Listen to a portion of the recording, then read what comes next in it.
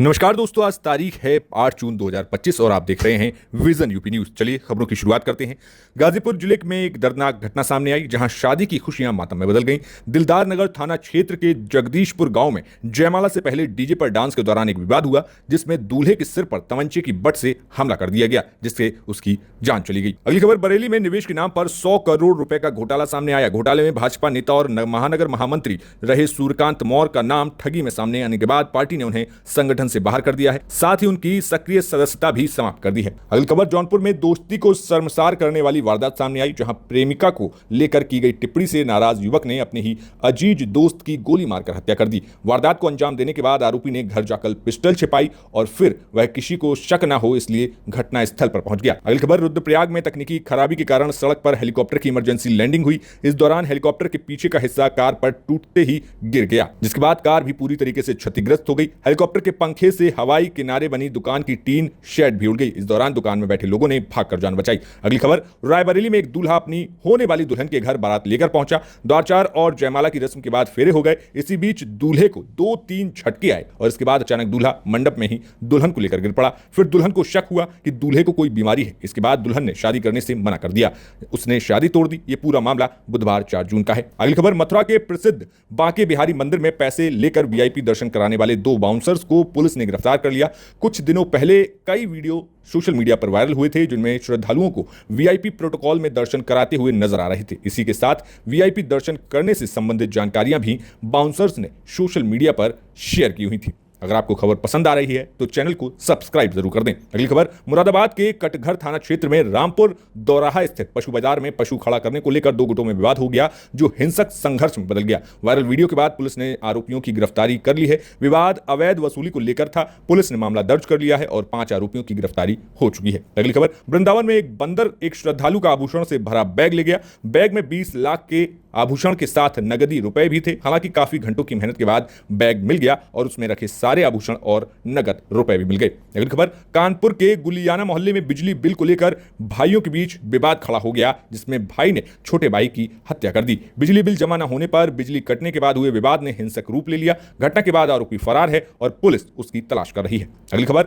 रामलला के अस्थायी मंदिर के रखरखाव और व्यवस्था को जांचने के लिए एक बार फिर एएसआई की टीम राम मंदिर पहुंची और इस टीम की योजना स्थायी मंदिर का बेहतर रखरखाव करने के साथ ही यहां अपने आने वाले श्रद्धालुओं को मंदिर के लिए संघर्षों की कहानी बताने की है। अगली खबर, दिल्ली की मुख्यमंत्री रेखा गुप्ता को जान से मारने की धमकी देने वाले श्लोक त्रिपाठी को गाजियाबाद से गिरफ्तार कर लिया गया। आरोपी ने अपनी पत्नी से झगड़े के बाद नशे में दिल्ली पुलिस के कंट्रोल रूम में फोन कर धमकी दी थी। दिल्ली पुलिस ने मोबाइल नंबर सर्विलांस के माध्यम से आरोपी का पता लगाया और गाजियाबाद पुलिस के साथ मिलकर उसे गिरफ्तार कर लिया। अगली खबर, इलाहाबाद हाईकोर्ट ने समाजवादी पार्टी के सांसद जिया और रहमान बर्ग को बिजली चोरी के मामले में बड़ी राहत दी। उन पर लगाए गए 1.91 करोड़ रुपए के जुर्माने पर अदालत ने रोक लगा दी है और बिजली कनेक्शन बहाल करने का आदेश दिया है। अदालत ने अपील बनाए रखने के लिए 6 लाख रुपए जमा कराने के निर्देश दिए हैं। अगली खबर, इटावा जिले में युवक युवती ने कचहरी में शादी की। कचहरी में मंदिर परिसर में दोनों ने सादे रूप में विवाह किया। भगवान को साक्षी मानकर दोनों एक दूसरे को माला पहनाई, जीवन भर साथ निभाने की कसमें खाई और यह विवाह अब चर्चा का विषय बना हुआ है। अगली खबर,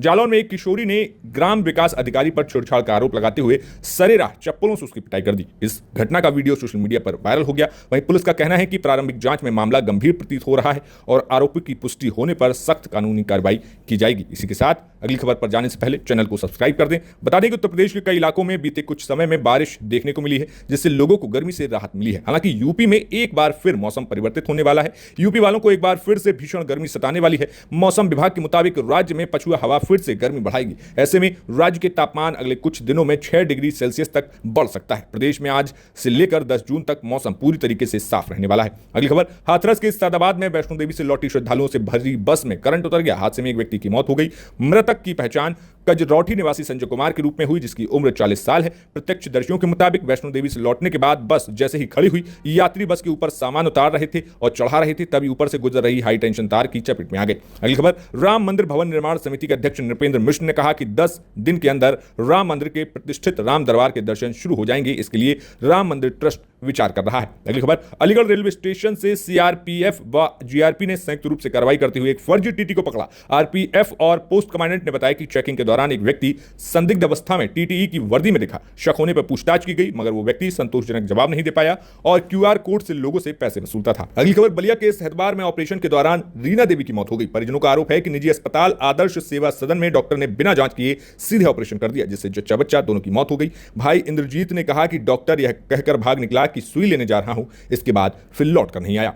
अगली खबर, गाजियाबाद में लोगों ने बकरे की फोटो के साथ केक काटकर सांकेतिक कुर्बानी दी। मुस्लिमों ने कहा कि हमने भाजपा विधायक नंद किशोर गुर्जर की अपील से ऐसा किया है। अब आप चैनल सब्सक्राइब कर दीजिए। बढ़ते हैं अगली खबर की तरफ। अजय राय ने कहा कि डिप्टी सीएम केशव प्रसाद मौर्य को अपनी सीट बदल लेनी चाहिए, क्योंकि उनकी हार तो खुद मुख्यमंत्री योगी आदित्यनाथ ने फाइनल कर दी है। योगी ने ही उन्हें सिराथू सीट पर हरवाया था। यूपी अध्यक्ष ने सांसद इमरान मसूद को बहादुर बताते हुए कहा कि कांग्रेस का सूखा अब खत्म हो रहा है, नई फसल तैयार हो रही है। अगली खबर, आईआरएस योगेंद्र मिश्रा ने शनिवार को एक वीडियो जारी किया। उन्होंने दावा किया कि यह वीडियो घटना वाले दिन यानी कि 29 मई का है। पुलिस ने उन्हें विभाग के ही कार्यालय में 5 घंटे तक बैठाए रखा। रोके जाने के कारण पूछने पर वे कोई जवाब नहीं दे पाए। बाद में उनका एक मोबाइल फोन भी छीन लिया गया। अगली खबर, अयोध्या में एक महिला ने शुक्रवार को सड़क पर बच्चे को जन्म दिया। गर्भवती महिला को सीएचसी से खून की कमी बताकर जिला अस्पताल के लिए रेफर कर दिया गया। महिला को अस्पताल तक पहुंचाने का मौका ही नहीं मिला और उसने सीएचसी से थोड़ी ही दूर पर सड़क पर किनारे झोपड़ियों में बच्चे को जन्म दिया। परिजनों ने एंबुलेंस न मिलने का आरोप लगाया है। वहीं अगली खबर पर जाने से पहले चैनल सब्सक्राइब कर दीजिए। बता दें कि गृह मंत्री अमित शाह 15 जून को लखनऊ आएंगे और 60,000 सिपाही अभ्यर्थियों को नियुक्ति पत्र देंगे। गृह मंत्री अमित शाह 15 जून को लखनऊ आएंगे। वह पुलिस विभाग में चयनित 60,244 सिपाही भर्ती अभ्यर्थियों की नियुक्ति पत्र सौंपेंगे। कार्यक्रम में मुख्यमंत्री योगी आदित्यनाथ भी मौजूद रहेंगे। कार्यक्रम की तैयारी अंतिम चरण में है। राजनीतिक दृष्टि से इस दौरे को बेहद अहम माना जा रहा है। यूपी में अगले साल के शुरुआती महीनों में पंचायत चुनाव होने हैं। ऐसे में भाजपा सरकार की यह कवायद युवाओं को रोजगार देने के वादे की दिशा में बड़ा कदम मानी जा रही है। अगली खबर, महिला कंडक्टर बनेगी। यूपी रोडवेज की नई पहचान, सौंपी जाएगी बसों की कमान। बता दें कि उत्तर प्रदेश में परिवहन व्यवस्था में नया इतिहास होने वाला है। उत्तर प्रदेश परिवहन निगम राज्य भर में 2331 महिला कंडक्टरों का चयन किया है। इनमें से 125 अकेले लखनऊ के लिए चुनी गई हैं। यह कदम न केवल महिलाओं को सशक्तिकरण की दिशा में एक महत्वपूर्ण पहल है, बल्कि परिवहन सेवाओं में लैंगिक समानता को बढ़ावा देने वाला है।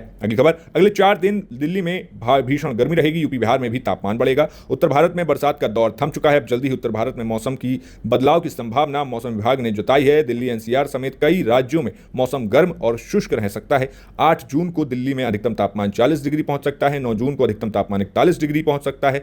10 और 11 जून को 42 और 43 डिग्री पहुंच सकता है। 11 जून तक ह्यूमिडिटी बढ़कर 45% पहुंच सकती है। ऐसे में यहां गर्मी के साथ उमस भी लोगों को परेशानी में डाल सकती है। अगली खबर, वाराणसी में फिर एक वीडियो ने बढ़ाया तेंदुए का डर। वन अधिकारी बोले सिर्फ अफवाह। वाराणसी में तेंदुए की दहशत अभी बरकरार है। चिरगई गांव के आसपास क्षेत्रों में अभी भी तेंदुए दिखने से लोग डरे हुए हैं। सुबह और शाम लोग खेतों की ओर ग्रुप बनाकर जा रहे हैं, जबकि रात में पशुओं की निगरानी कर रहे हैं। ऐसे में अब इस गांव से 3 किलोमीटर दूर सारनाथ के अनमोल नगर और श्रीनगर कॉलोनी में तेंदुआ दिखने की अफवाह फैल गई। सीसीटीवी में तेंदुआ जैसे जानवर भी दिखा। वन विभाग ने दावा किया कि ये लेपर्ड कैट है, मगर लोग ये मानने को तैयार नहीं है। अगली खबर, वाराणसी में मीर घाट पर गंगा में नहाते समय युवक डूब गया। 3 दोस्तों के साथ आया था। एनडीआरएफ और जल पुलिस ने शव निकाला। वाराणसी के मीर घाट पर गंगा नदी में नहाते समय युवक डूब गया। घटना की सूचना मिलते ही चौकी प्रभारी अपनी टीम के साथ मौके पर पहुंचे और तत्काल एनडीआरएफ, जल पुलिस और गोताखोरों की मदद से रेस्क्यू ऑपरेशन शुरू किया। करीब 1 घंटे की मशक्कत के बाद युवक को नदी से निकालकर अस्पताल भेजा गया, जहां चिकित्सकों ने उसे मृत घोषित कर दिया। डूबने वाले युवक का नाम सुमित अवस्थी है। अगली खबर, प्रयागराज में शुभम तिवारी नाम के व्यक्ति को 2 जून को बेरहमी से मार डाला गया। उसकी कमर के नीचे 6-7 चाकू से के घाव मिले हैं। प्राइवेट पार्ट तक काट दिया गया था। पोस्टमार्टम करने वाले डॉक्टर ने कहा कि शुभम की बॉडी पर गहरे घाव थे। उसका खून बहता रहा। हैवी ब्लीडिंग से मौत हुई है। गांव के लोगों से बात करके समझाया कि शुभम को 500 रुपए के लेन देन में नहीं, लव अफेयर में मारा गया है। अगली खबर, प्रयागराज के करेली में लगी भीषण आग। रसूलपुर कब्रिस्तान के पास झुग्गी झोपड़ियां जल गई। बुझाने में 7 लोग झुलस गए हैं। बता दें कि रसूलपुर कब्रिस्तान में बगल में खाली पड़ी झुग्गी झोपड़ियों में आग लग गई। रात करीब 1:30 बजे देखते ही देखते आग ने विकराल रूप ले लिया। आग की सूचना मिलते ही पुलिस मौके पर पहुंची। इसके बाद दमकल कर्मियों को फोन किया गया। करीब 30 मिनट की मशक्कत के बाद किसी प्रकार आग पर काबू पाया गया। आग बुझाने और सामान निकालने में 7 लोग झुलस भी गए। अगली खबर, कानपुर मॉडल पर बनेगा नोएडा का स्पोर्ट्स कॉम्प्लेक्स। प्राधिकरण की टीम ने किया था दौरा। तैयार किए जाएंगे नेशनल और इंटरनेशनल खिलाड़ी। बता दें कि सेक्टर 123 में प्रस्तावित स्पोर्ट्स कॉम्प्लेक्स के इंडोर स्टेडियम को रीडिजाइन किया जाएगा। स्पोर्ट्स कॉम्प्लेक्स में इंडोर और आउटडोर स्टेडियम बनाने का बजट करीब 200 करोड़ तय किया गया था। इसे पीपीपी मॉडल पर बनाया जाना है। ऐसे में कोई भी कंपनी एक साथ इतना बजट खर्च करने को तैयार ना हो, इसलिए प्राधिकरण कानपुर मॉडल को अपना सकती है। अगर आपने अब तक चैनल सब्सक्राइब नहीं किया तो चैनल सब्सक्राइब कर लीजिए। बढ़ते हैं अगली खबर की तरफ। नोएडा एक्सप्रेस वे की 600 मीटर सड़क होगी चौड़ी। शासन से मिली NOC. Greater Noida Noida expressway पर महामाया फ्लाईओवर से डीएनडी लूप तक की रोड को चौड़ा किया जाएगा। एक्सप्रेस वे के जरिए दिल्ली जाने वाले वाहन चालकों को जाम नहीं मिलेगा। दिल्ली से रोजाना करीब 5 लाख वाहन आते हैं। ये वाहन इसी मार्ग का प्रयोग करते हैं। एक बार सड़क चौड़ी होने से वाहन चालकों को जाम का सामना नहीं करना पड़ेगा। इसके विपरीत साइड में प्राधिकरण पहले ही सड़क चौड़ी कर चुका है। अगली खबर, नोएडा में 100 बाइक चोरी करने वाले 4 गिरफ्तार हो गए हैं। 26 बाइक बरामद की गई हैं। थाना फेज 1 पुलिस ने 2 पहिया वाहन चोरी करने वाले बदमाशों को पकड़ा। इनके कब्जे से 26 बाइक और 1 ऑटो बरामद किया गया है। इन चोरों ने अब तक 100 से ज्यादा 2 पहिया वाहन चोरी किए गए हैं। गैंग का सरगना कुंदन उर्फ कुबेर है। चारों ऑटो से रेकी करते हैं ताकि किसी को भी शक ना हो। इसमें कुंदन ऑटो चलाता है, बाकी 3 साथी पीछे बैठते हैं। ये होटल भीड़ भाड़ वाले इलाकों में जाते हैं, जहां बाइक को टारगेट करने के बाद महज 10 मिनट में ये उसे ताले को तोड़कर चोरी करते हैं और उसे ऑटो में लाद लेते थे। उसके बाद उसे सेफ जगह ले जाते थे। अगली खबर, सांसद प्रिया सरोज और क्रिकेटर रिंकू सिंह आज रिंग सेरेमनी कर बंधन में बन जाएंगे। बता दें कि सपा सांसद प्रिया सरोज और क्रिकेटर रिंकू सिंह आज 8 जून यानी कि रविवार को रिंग सेरेमनी होनी है। लखनऊ के 5 स्टार होटल स्वेंट्रम में हाई प्रोफाइल रिंग सेरेमनी की तैयारियां पूरी हो चुकी हैं। रिंग सेरेमनी में अखिलेश, डिंपल समेत 300 मेहमानों को इन्वाइट किया गया है। प्रिया सरोज ने हमसफर क्रिकेटर रिंकू को पहनाने के लिए कोलकाता से डिजाइनर रिंग ली है। रिंकू ने भी प्रिया के लिए मुंबई से खास अंगूठी मंगवाई है। दोनों की अंगूठी की कीमत 2.5 लाख के करीब है। अगली खबर, लखनऊ डीएम के निरीक्षण का नहीं दिखा असर, चौराहों पर मिला बेतरतीब ट्रैफिक। बता दें कि पिछले 5 महीनों में शहर में प्रमुख चौराहों और ट्रैफिक जंक्शन का निरीक्षण किया। तमाम योजनाओं की समय सीमा और अधिकारियों की जवाबदेही तय हुई। दावा किया कि चौराहों पर लगने वाला जाम खत्म किया जाएगा, लेकिन कुछ खास असर नहीं हुआ। यहां ऑटो चालकों का कहना है कि डीएम ने आकर सबको फटकार लगाई थी, पर उसके बाद फॉलोअप नहीं दिखा। बाजार वाले अब भी फुटपाथ पर सामान लगाते हैं। अगली खबर, मोबाइल के धमाके से दहला बाराबंकी का अस्पताल, मरीज के पैंट में फटा फोन, दहशत में भागे लोग। बता दें कि जिला अस्पताल में शनिवार की सुबह हड़कंप मच गया। ये स्थिति अस्पताल में भर्ती एक मरीज की पैंट में जेब में रखा मोबाइल फटने की वजह से हुई। तेज धमाके की आवाज सुनकर मरीज दहशत में आ गया। यहां तक कि अस्पताल का स्टाफ भी भागने लगा। हालांकि स्थिति साफ होने के बाद अस्पताल के कर्मचारियों ने आग बुझाने वाले सिलेंडर की मदद से आग पर काबू पाया और पुलिस को सूचना दी। अगली खबर, 8 जून को पश्चिमी यूपी के लिए कई जिलों में हीट वेव का येलो अलर्ट जारी किया गया है। मौसम विभाग के मुताबिक वाराणसी, प्रयागराज, मुरादाबाद, झांसी और आगरा में बेहद शुष्क रहने की संभावना है। अगली खबर, कोरोना देश के कई राज्यों में लगातार बढ़ रहा है। गुजरात में 183, महाराष्ट्र में 86 नए मरीज मिले। पश्चिम बंगाल में फिलहाल 622 सक्रिय मामले हैं। बीते 24 घंटे में 26 नए केस सामने आए, जबकि 88 मरीज स्वस्थ होकर घर लौटे। राज्य में अब तक कोरोना से कोई मृत्यु नहीं हुई है। वहीं उत्तराखंड में 3 नए कोरोना मरीज मिले। राज्य में इस समय केवल 9 सक्रिय केस हैं, जबकि 17 लोग ठीक हुए हैं। अगली खबर, बेंगलोर के KM चन्नास्वामी स्टेडियम में हुई दर्दनाक घटना के बाद कर्नाटक के मुख्यमंत्री सिद्धरमैया ने बड़ा ऐलान किया। उन्होंने हादसे में मारे गए लोगों के परिजनों को दिए जाने वाले मुआवजे की राशि बढ़ाकर 25 लाख करने का आदेश दिया है। अगली खबर, इंदौर के नवविवाहित जोड़े राजा रघुवंशी और सोनम रघुवंशी की शिलांग में लापता होने और राजा की मौत के मामले में अब तूल पकड़ लिया है। इस गंभीर प्रकरण में मुख्यमंत्री डॉक्टर मोहन यादव ने अब केंद्रीय जांच ब्यूरो CBI से जांच की सिफारिश की है। तो ये था आज खबरों का न्यूज बुलेटिन। कैसी लगी आपको ये खबरें, हमें कमेंट बॉक्स में बताइए और चैनल को सब्सक्राइब जरूर कर लीजिए। देखते रहिए विजन यूपी न्यूज।